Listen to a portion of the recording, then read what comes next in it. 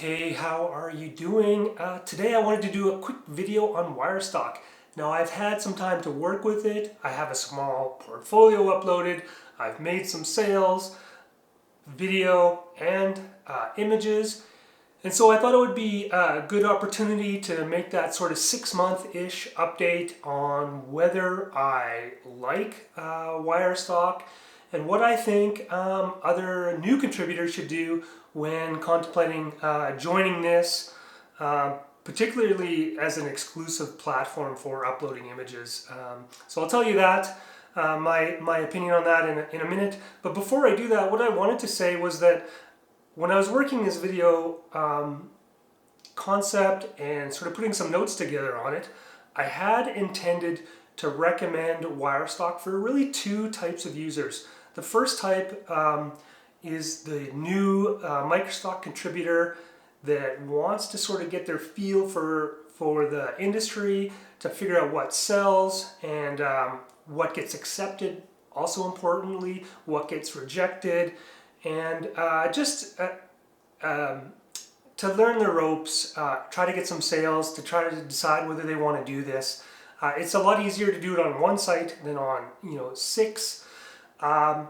And also importantly, the fact is that you don't necessarily get penalized for rejections on Wirestock if you were to then go and open up sites, direct accounts with those other microstock sites after you sort of learn the ropes. So I thought that would be I thought it would be a good idea for new contributors to sort of take the platform and run with it and see what would happen. The second type of person that I think is really cut out for this Wirestock platform was the experienced stock contributor that for whatever reason just doesn't have time anymore for uploading to multiple sites, but they have a ton of assets that they want to monetize in some way, and so they're not really too concerned about uploading to Wirestock because it's a little bit easier. You get a little bit of coverage to the other sites. They have that the AI to help with the keywording, and so quick, dirty, but maybe you don't care that much one or the other because you're focused on other stuff now. So those were like the two big types of users that I really thought would be suitable for Wirestock. But some recent changes to the Wirestock platform has me rethinking this, or rethinking what I thought Wirestock was and how useful it would be. And I'm going to go into those two changes now, but I'll tell you in advance, those two changes have made me totally rethink Wirestock as a platform, even for new users. Maybe it's still useful for people that just want to upload a whole bunch of stuff and don't really care. There's always a reason, right? So let's just jump into the two changes that I have noticed recently, and I kind of had a little, comments back and forth with another microstock contributor who has a YouTube channel on what those changes mean. Just very brief, but the changes are that Wirestock used to show the approval status of the images as per the other sites. So you'd upload your image, it'd get approved by Wirestock, it would be marked approved, and then you'd have the list of the other sites that it's been submitted to, and there would be a status beside that. Now that status was never updated properly, and it was always kind of irksome to me because you wouldn't really know whether an image has been accepted. But for Shutterstock and adobestock at least, you would see whether something is processing or whether it was accepted or rejected. And what they've done is they've changed that status to a check mark. So everything that you upload to Wirestock now has a red check mark basically beside the site that you have selected as wanting it to submit to. So if you select all of them, there'll be a red check mark for all of them. And that just shows that they've been submitted.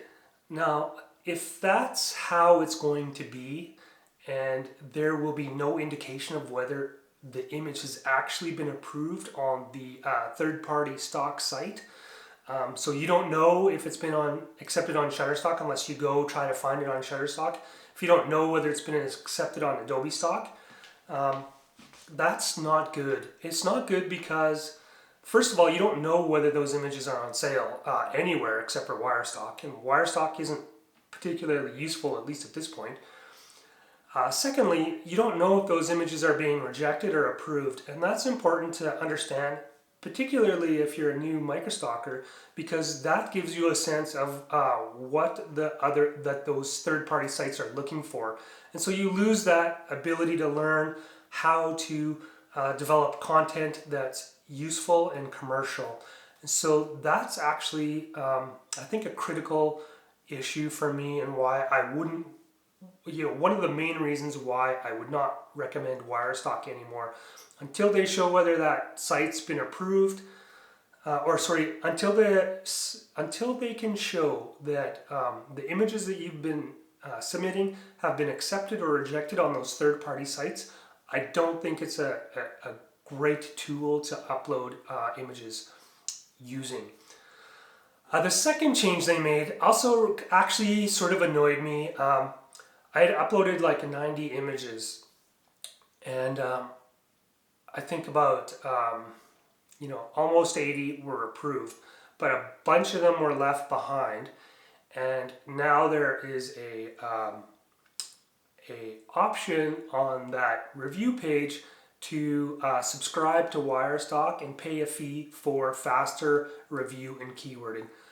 So right off the bat, that is a problem, because if you want to remain free, which many new microstock contributors will, you're not going to want to, you just don't want to pay.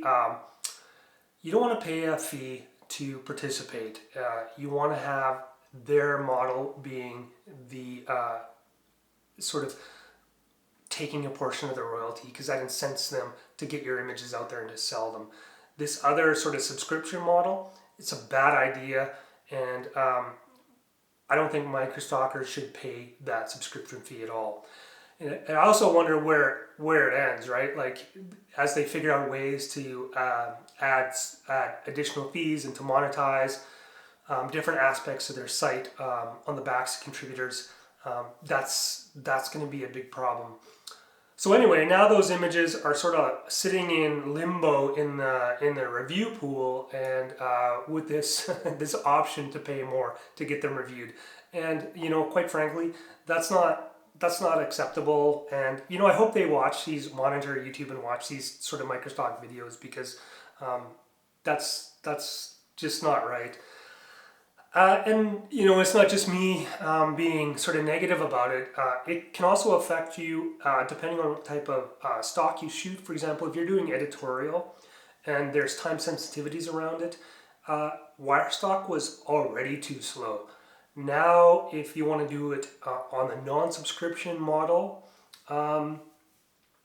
you're going to miss the boat. So you really can't use Wirestock for editorial that has any time sensitivity to it. It was difficult, I think, before, but now if you're going to have to do it for free and stay at the back of the queue while paid subscribers are being reviewed first, then it just doesn't make sense at all. So I think those two changes really affect the site for me, and because of those reasons, I actually don't think that it's a useful site anymore. I recommend new stock contributors, or even experienced ones, just to pick a site and try to upload your best and try to learn that way. You would be better advised to use a stock site like adobestock or Shutterstock. Work with one for a while and then expand out. That would be a better play in my view. But currently, I don't see Wirestock as a great site for contributors, and I'm still not sure how much more uploading I'll be doing there in the future, at least until the changes that just happened. If they roll back, maybe I'll reconsider, or maybe if the AI for keywording and descriptions radically improves, maybe then I'll reconsider. But as Wirestock sits right now. I just can't recommend that as a tool for microstock contributors, which actually is too bad because the concept is great. Anyway, I'd love to hear your comments on these changes actually. I know a lot of you have thoughts on Wirestock, and it would be interesting to hear thoughts on the updates and how much trust you have in Wirestock given this is a new platform and these are the kind of changes that are coming out of the gate right away here. So yeah, thanks for watching, and we'll see you on the next one. Take care.